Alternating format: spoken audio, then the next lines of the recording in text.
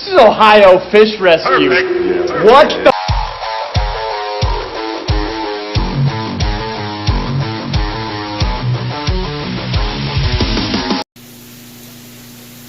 Alright guys, how you doing? It's Big Rich from Ohio Fish Rescue, and I want to apologize first. For one, we haven't been putting out videos. We've been super swamped with work, trying to get everything ready for this April 10th thing. I've got rescues to go on.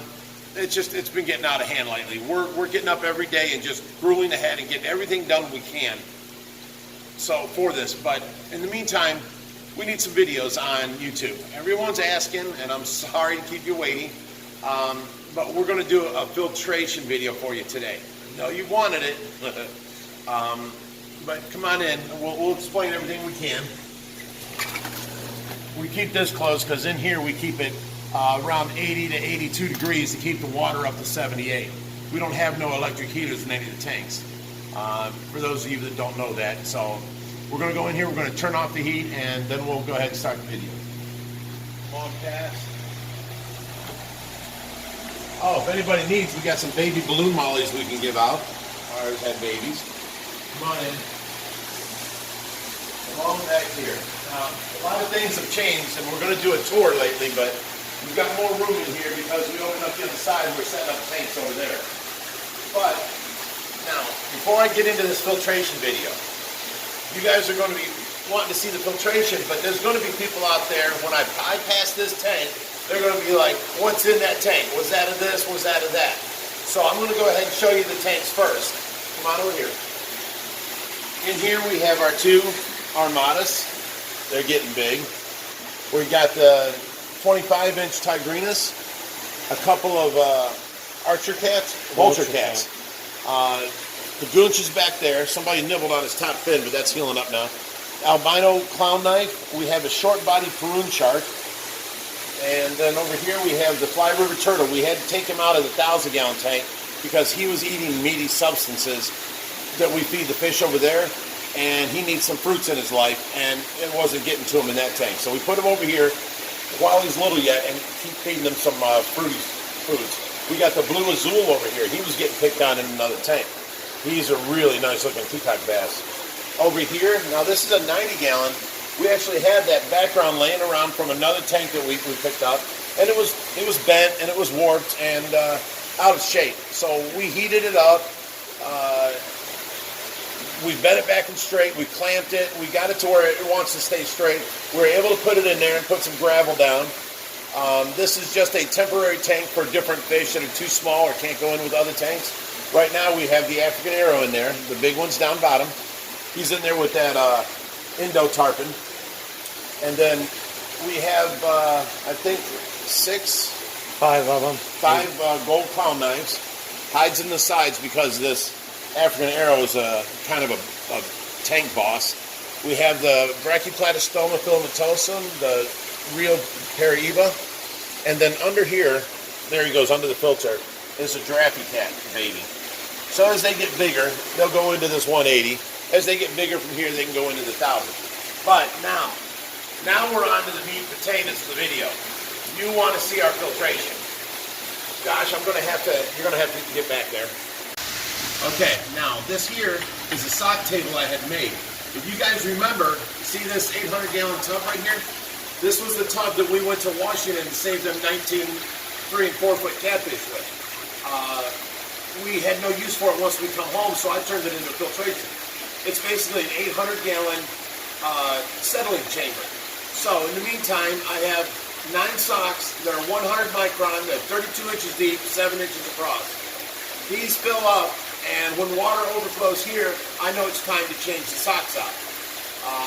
Water comes in from all of our tanks right there, and goes through these socks, gets slowed down immensely, comes through this whole 800-gallon tub, and any particles settle to the bottom. We call that slug. And then over here we have all the pothos plants floating on top of the water, and their roots are about 3 foot long. They eat up all the nitrates out of the water. But then it overflows in the top corner here through this 3-inch hose. You want to come around? Yeah, let me take you over there. Okay, the water comes through this 3-inch hose here, comes all the way across, We put this down and goes into our biological filters. Now these have been running for about 10 years. I only have an old sock on here. It's cut at the bottom, but see the water coming through? If I do it like that, it keeps the splashing down. So let me pull this out of here. Now this was the bottom of another tub. We drilled a bunch of holes in it, and that's our spreading plate. But if you can see down in here, the whole garbage can's full of bio balls. They've been running for close to 10 years now. Oh, the sock is small. There we go. You broke the wire. I see. Okay, so now we put this one back on. Ouch. Same thing happens over here. And it's another 33-gallon garbage can full of bio balls. And then it runs out into our pool. This is our sump. Basically, we shouldn't have no fish in it because this is the water we spread up to all of our tanks. Now, the only other thing we do is I have a charcoal reactor, so a big tub. When we need, like if we have a biological outbreak and the water's so cloudy, I can hook that charcoal reactor up to it and run it through, and it'll go back clear again. But we don't use charcoal hardly ever at all, just when we need to remove medications or something. But that's about all we use that for, and that's our filtration system. It's very simple, very homemade, but it's been running here for 8.5 years. We've been at this house, and then it was running in my last garage for, probably another 4 years after that. And as you can see from our videos, our waters are always usually clear. Right now, we're getting overrun with fish, and we're waiting for this pond thing to happen. A lot of fish are getting released into there, but I've been going around collecting a bunch of fish, and the problem is our 3,000 is getting overcrowded, our 4,000 is getting overcrowded. So our filtration is not as efficient as it would be. But as of April 10th, when all these fish go into the pool, you're going to see the release party, then our filtration will be back up above par for all our tanks here.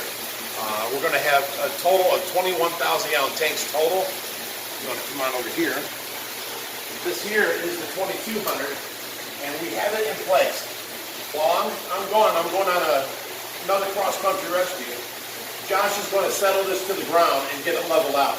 So this will be running, we're hoping, before the 10th. So come on around this way. You have to stay close to me, you can't hear me. There you go. We've cleaned up all this, so we have a walkway through here. We have our Abbott knife in here, and then we have our ball pythons over here. We're going to have to walk around this 750. Run this way. Now this is all the open area. We've got the 2,000-gallon tank outside. That's going to be our Angelo Ruggles. It's going to be our Angelo Ruggles Pacu tank. All of our Pacu are going in the one 2,000-gallon tank with no decorations. That way we can start decorating other tanks and that we haven't been able to decorate because Pacu eat everything. But the 2,000 is going here, the 1,000 is going there, and I don't know if we'll have them set up by the 10th, but we're going to try. I mean, we have been non-stop working to get this done, but come on this way.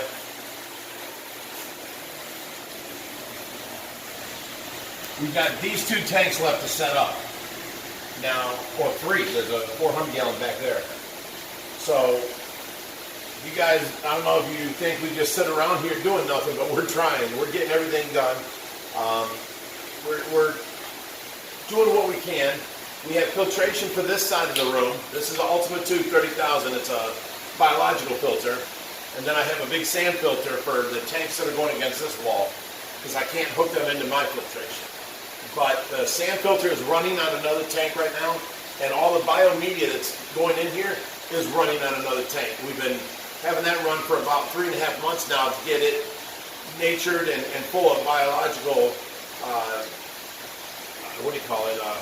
Bacteria. Thank you, bacteria, forever now, so that when we do get these tanks in here, we can just have them set up and running. I think that's about it. Come on through. This is, you remember this is being our cichlid tank. We're going to get it set back up and put the cichlids back in there. So we just got to clean it up yet. As far as anything else, I think you're up to date on everything. Come on through here. Oh, you can't see this. Got to point down. There you go. That's more things that we have in surprise for April 10th, the big fish release party in the pool. There's certain tanks here we can't show you because I've been collecting these fish and trying to get them for the pool, and I don't want to let the cat out of the bag too early. So you guys keep watching, keep tuned with us, and we'll try and keep you abreast. I know some of the times it looks like the video's not that good. I'm sorry, but we're trying to not show certain tanks, so I point at the ground. I'm getting a little bit of flack from this and that, but we have to. After the 10th, everything will go back on track, and we'll be doing, 3-4 videos a week like we used to. It's just been really hectic lately, so stay tuned with us and stay with us for a couple weeks longer, and all your answers will be answered. All your questions will be answered. Thanks. Take care now.